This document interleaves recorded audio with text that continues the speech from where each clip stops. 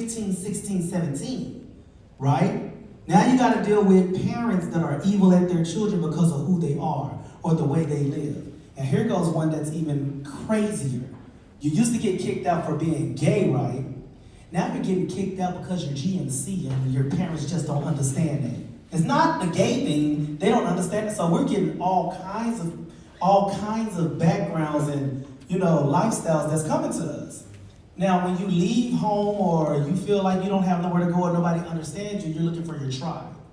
That's how I learned that being in your tribe, right? But you're looking for a family, somewhere where you can find love and stuff like that. That's where houses come into play. Y'all may not know this, but there are 25-year-olds around here that feels like as long as they're not a bottom, they're not gonna catch HIV. Because we're not having the open conversations that are not making them feel taboo, and there's no dumb question in Black Chat. We feel like the only dumb question is the question that's not asked.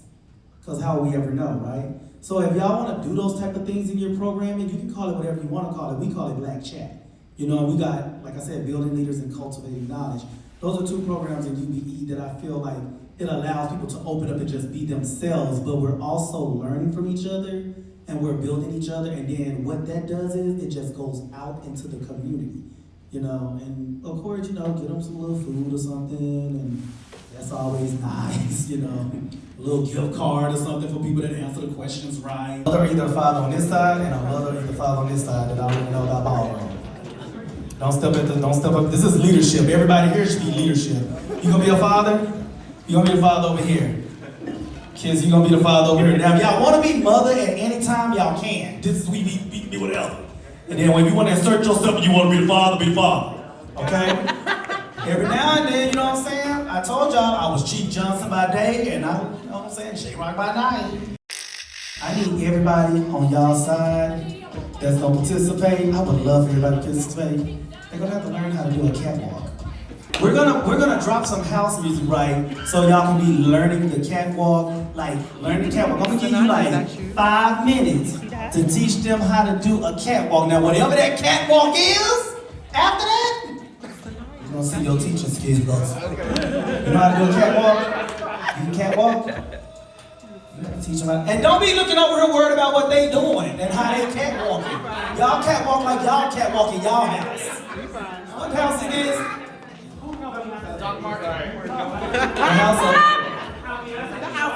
This is the house of queer joy, and this is the house of queer power. Okay? Not runway catwalk, the voguing catwalk. We not doing the boom boom boom boom. We not that one. The time ain't gonna start until I drop the music.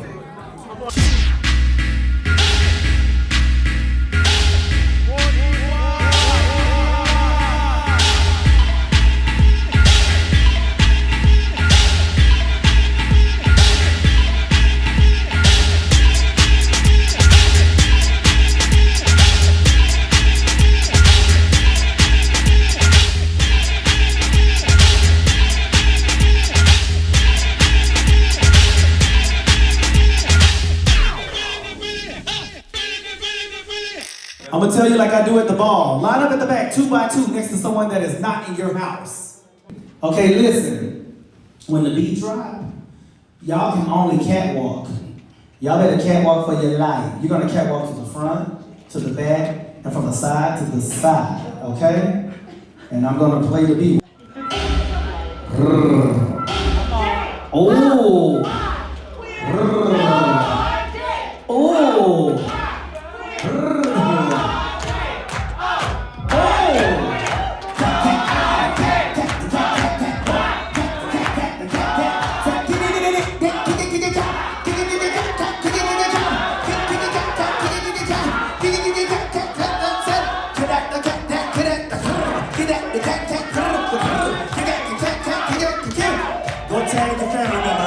Tag your family member in.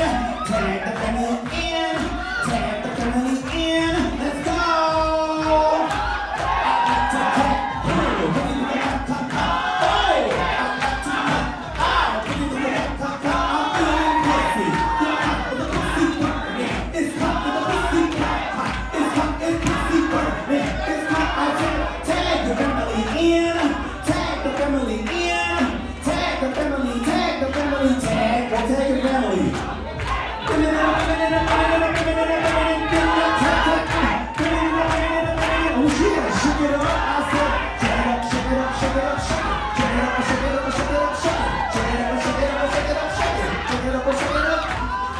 Man, I gotta join as a family. Man, you gotta cat as a family. Cat walk down as a family. Cat walk down as a family. You see the cut, see the cut. You see the cut, see the cut. See the cut, you see the cut, see the cut. On the count of 3, I want you to hold your pose for me. I said 1, get ready, 2, and feel it. 3, and hold that pose for me. Hold. Now we're gonna go off the honor, courage, and commitment system like the Navy, right?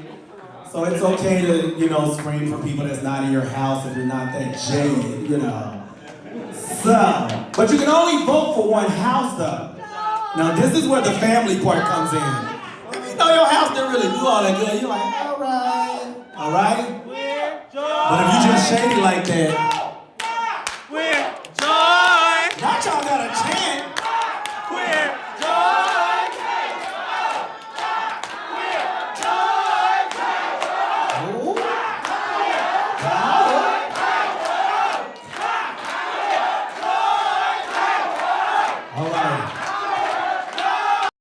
That's House of Power.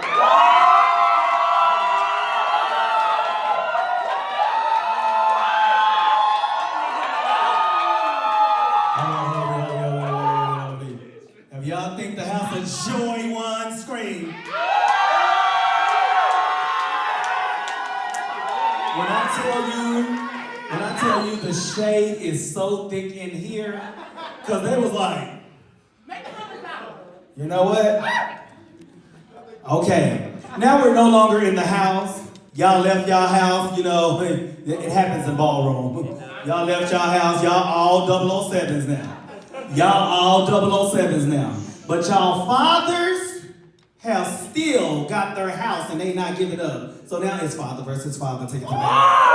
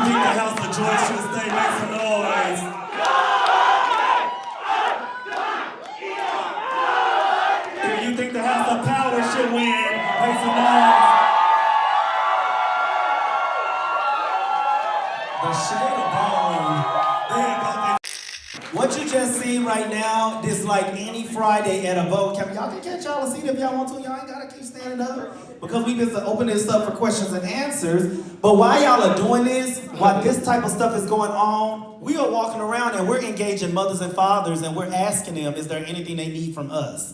Is there anything else? If we got some new information that we found out that just got put out by CDC or whatever, before they go, we be like, here, make sure that you pass this out to your houses. Make sure that your kids know about this. Hey, they got this new prep information coming. You can go enroll in prep up until January, and you got to do it by January. There's an online community that is all about connection.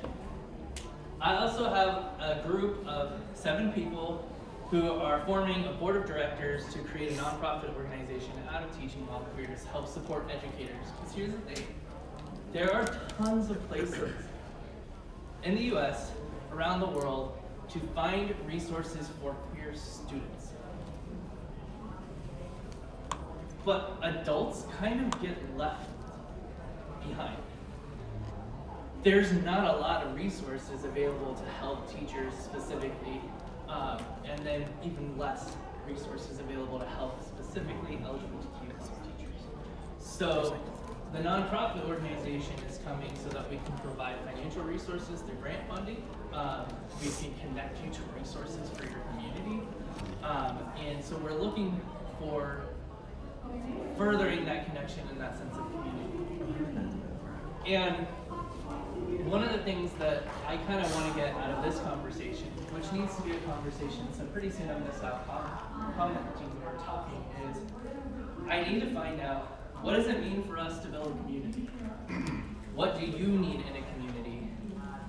What communities have you worked in that work well, and how do they work, and why do they work well? And like, what do you need just in general? What do you need? If I'm starting this organization with the intent on helping you as a queer educator, how am I going to help you? How do I do it? So what I'd like to do is allow people to talk amongst yourselves, so get friendly with a neighbor, like an educational setting, if this would be a turn and talk or a table talk. What is your No, it's funny. I actually live in a small town just north of New Orleans, and it's a very conservative-seeming community, even though it's not quite as conservative as people think it is.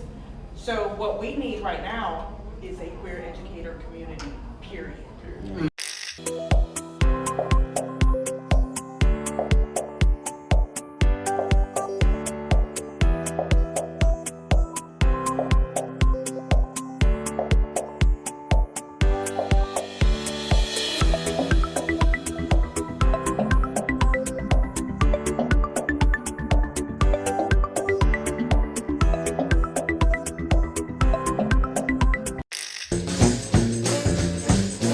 Well, I'm going to New Orleans. I want to see that Mardi Gras. Yes, I am. Yes, I'm going to New Orleans. I want to see that Mardi Gras. Ah! When I get down there. Arbor, Archuleta, pronoun indifferent. Hi, I'm Spencer, pronouns they, them. So what we were talking about in our group, looking at how we're addressing social barriers, the sharing of resources between organizations that are oftentimes pretty divested from each other, right?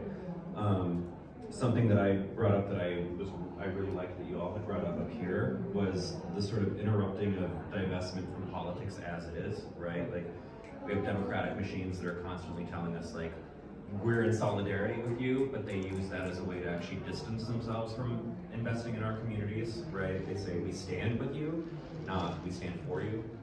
So it refers to our allyship and advocacy, and doing all of this with intentionality behind it. And advocacy, the thought behind that is finding people from outside of our communities or that might not necessarily identify or look like us that can walk in these spaces and get the results that we need. We get there by eradicating stigma. I talked about being a person living with HIV, and although it is accepted in some of these spaces, people still walk up out of these spaces where I've been most vulnerable, and they share their feelings like outside of the space and not to me, right? So it's basically like trying to take my status and weaponize it against me or anybody else that is living with HIV, right? So we have the organizer constitution because we were told what to do, how to get New Orleans to rise. We educate, we agitate, and we organize. But we added one more, we still gotta mobilize, right? So this was mine. I said freedom is what it is like for me. And I feel like during the day we're always judged by the outside world, and like the 1 minute that I do get a chance to just look out the window, look at the sunset or whatever, that's my moment of utopia, that's my moment of freedom. That's my moment of liberation, because there's nothing stopping me from getting to that point. I'm gonna stand right there, down on Rampart and do Main. I'm gonna wait right there until I see the the whole parade. Ah, let's get on down the street. And no one's really talking about black, gay, and bisexual men in crystal meth in Baltimore. I see it all over the apps. Yeah, that's what I was gonna ask. Something we had figured out was, sniffies.com. I just found out about that. Yeah. Today, like last So, night, the other night. We got our public health director of New Haven involved, where she knew about like Grindr and all the other apps, but she hadn't heard about sniffies yet. And so at World AIDS Day, after the event that she spoke at, like we all went out with her and talked to her about sniffies and what we've been seeing with the meth usage. And so now like the public health department like finally has a better understanding of like some of the verbiage, and then these other places where we have started going to some of the sniffies locations that are registered and putting up some of the QR codes for prevention stuff, either for STI testing or for any substance use. So that would be like an interesting, just like on the ground, people know that those websites exist like in your area. I think because often when we go to social events, we're already inundated with like HIV messaging and testing messaging, which is great. But I think sometimes we roll our eyes and we're like, oh, here we go again. I'm just here to party. I'm here to whatever. Yeah. So I'm trying to really think about creative communication strategies. Yeah. So I don't know. Gilead used to come to town and like feed everyone a nice expensive dinner and then talk about HIV. That worked for a little bit, but I feel like they were there for the dinner and maybe not the information. Hey, I'm Caroline. My pronouns are she, her, and I'm the head of case management at Anchor Health in Connecticut. I'm here at Creating Change, and this has been pretty awesome. So if you ever want to check us out, our social media is at Anchor Health CT. My name is Jabari Lyles. My pronouns are they, them. I just learned a lot about the Qmnty Center of Pittsburgh. Sounds like an excellent organization. You can find me on Instagram at It's Jabari, ITSJABARI with an extra I, or my link tree is linktree.com/Jabari Lyles. I'm an LGBT inclusion consultant and activist from Baltimore.